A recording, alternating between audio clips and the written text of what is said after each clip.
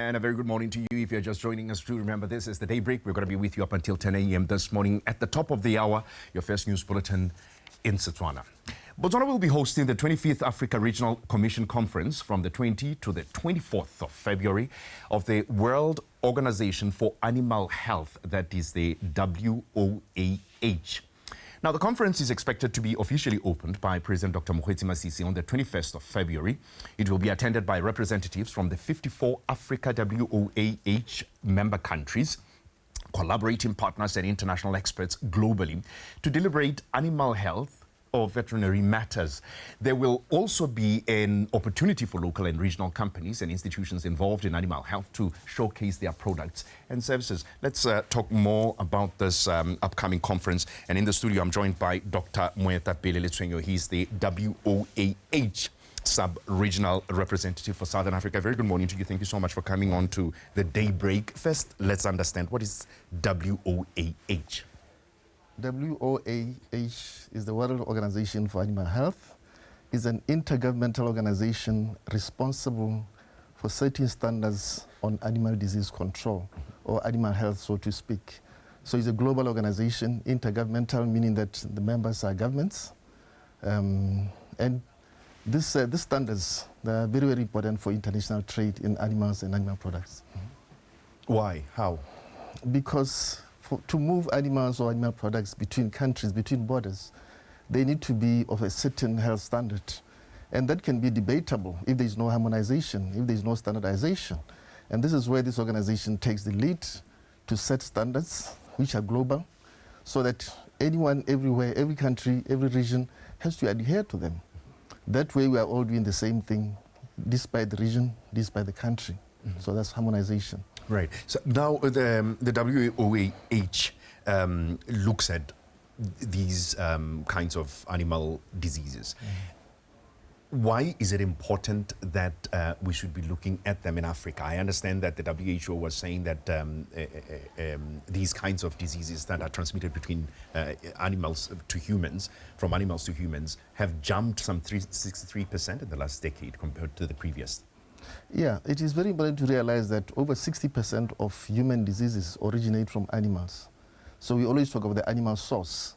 And our organization and animal health practitioners, veterinary services around the world, we're trying to control diseases in the animal interface at the source. And by extension, we are also impacting control of diseases at the human level. So that's why it is very, very important to control animal diseases, not just to trade, for trading animal products, but also to safeguard human life. How do they make that transition from animals to humans? Well, diseases are always mutating, always adapting to new species whenever there is an opportunity. So if there is a flare-up of a disease in an animal, you are going to get a substrain or a variant which one or the other start to adapt to humans, and it start causing problems in humans. I know I'm using this figure of 63%, but how serious is the problem, first in Africa and worldwide? It's very serious because a lot of these diseases that are coming up, even the COVID, it had question mark animal origin. And a lot of diseases that we commonly know, like anthrax, brucellosis, this disease, they are originating in animals, and then they get transferred to humans to cause diseases, which is why it is very, very important that as we control diseases, this is why we now talk about One Health. One Health says that, look, forget about human or animal health, it's just One Health. One Health emphasizing on trying to treat diseases at the source, and the source is animals.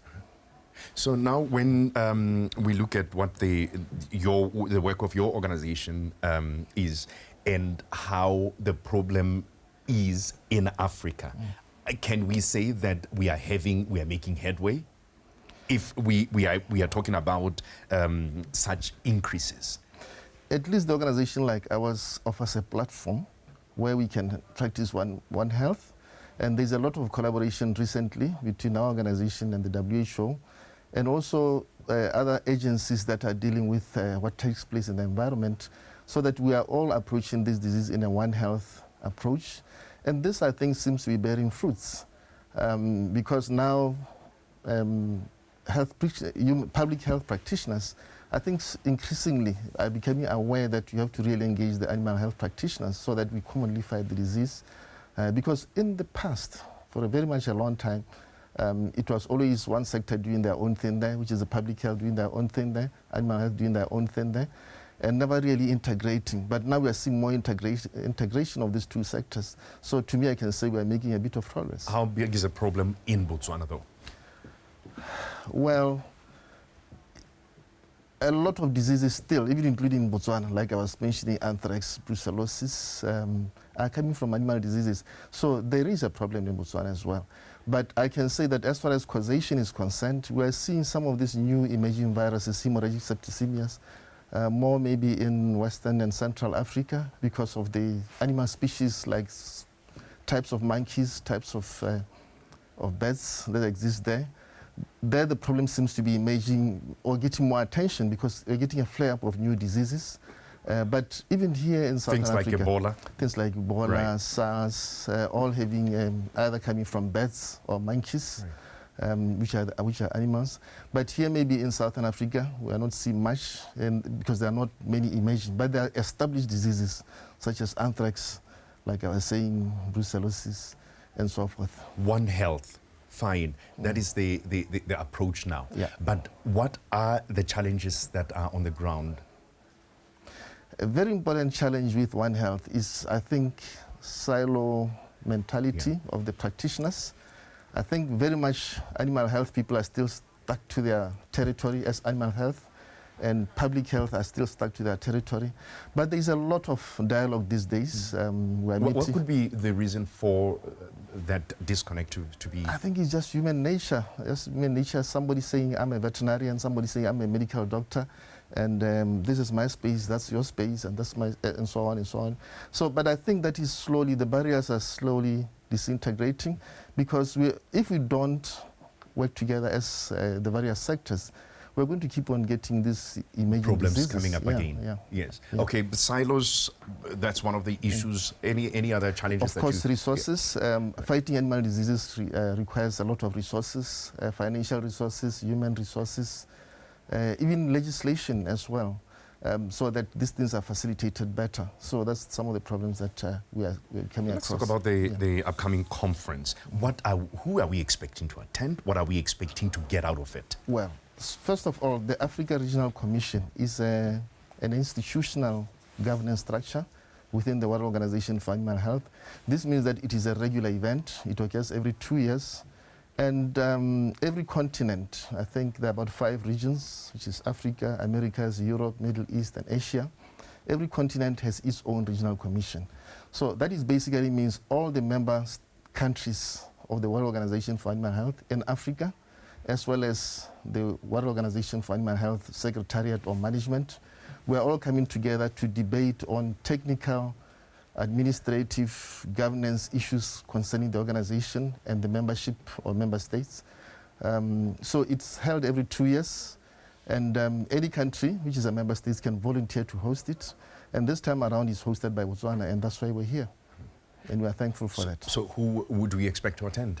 We expect directors responsible for animal health from the 54 African states, as well as animal disease experts around the world, and WOAH staff, World Organization for Animal Health staff, mostly from our region. By the way, there is an office here in Gaborone, which is covering the whole SADC area, but there's another office in Kenya for East Africa, Tunis for North Africa, and Mali for West Africa. Yeah. But it's not just Africa staff. It will also be experts and staff from other regions as well. Some are visiting to come and see how we do things. Some are bringing the expertise. Some are coming here to exchange. So it's quite a big meeting. I was actually going to ask that, because I was wondering whether, as the Africa region, whether you are able to feed off and to feed to other commissions around the world. Yes. Yes. Yes. No, we do that. Like, for example, we might be likely having people from the European area, region, the Middle East, and others so forth. And when they are hosting, because we all take turns to host, when they are hosting, they also invite us there. So it's very much, for us, it's very much a routine that we do. But as far as member states are concerned, it will be only African member states. Right. Do we have, in all these different regions of the world, do we have different kinds of diseases from animals to humans? True, we do have, because diseases are very much influenced by the environment and also the species of animals that exist there and the viruses that exist there. For example, here in Africa it's very hot. We tend to see viruses or diseases that are more related to that. In Europe it's cold, and some diseases that we see here don't exist there. But you know, that brings another element of global warming. As the global climate is changing, we are seeing now encroachment of diseases into other regions, coming from other regions to other regions, especially from the warmer Africa region to the colder Europe region as it's warming up, and vice versa. So this is why it is making it even more imperative for you know, coordination to actually happen. Exactly. Before we go, I'd like you to talk to this issue of disease status, that the organization, the WOAH, does confer disease status on countries. How does it work? Yeah, as a reference body, as an international study standard organization, it means that we are regulating on how diseases are controlled.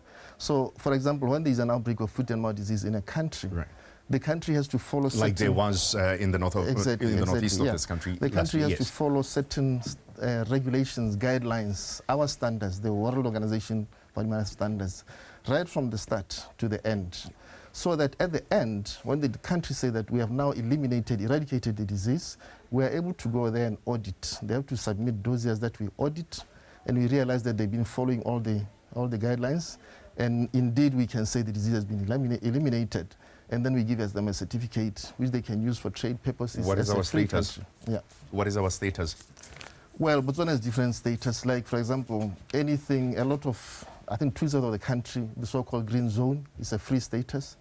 It was covering all the way to the northeast, but recently Zone 6B was lost. The status has been withdrawn. It's no longer a green status. But other areas, for example... How soon will it be reinstated? Well, it depends on the veterinary department here, the Ministry of Agriculture, how they manage to do it, but they're keeping us informed on what is happening. And at the right time, when some people would say, we thought that the war was won there, so things should be back to normal. Well, you will ask the Director of Veterinary Services whether the war has been won yet, but I don't think it has been won yet. But they're in the process, and they're doing very well towards that achievement. But when it is finally over, they will submit a dossier saying we have done it. And that dossier is for us to review step by step and make sure that they've done everything that is required. And if you are satisfied with that, we'll give the green status. If you are not, we'll send them back to redo certain things. Yeah. All right. And this is not just to Botswana. That's what we do globally, not just in Africa, in Europe, in Asia, in Americas, in the Middle East. And the idea is to ensure that there is some harmonization. Right. Okay, exactly. We're going to have to leave it there. The World Organization for Animal Health Sub-Regional Representative for Southern Africa, Dr. Moetapele. Thank you so much for coming through onto the Day Break. Okay, we're going to take a quick break. When we come back, your news bulletin in Setswana.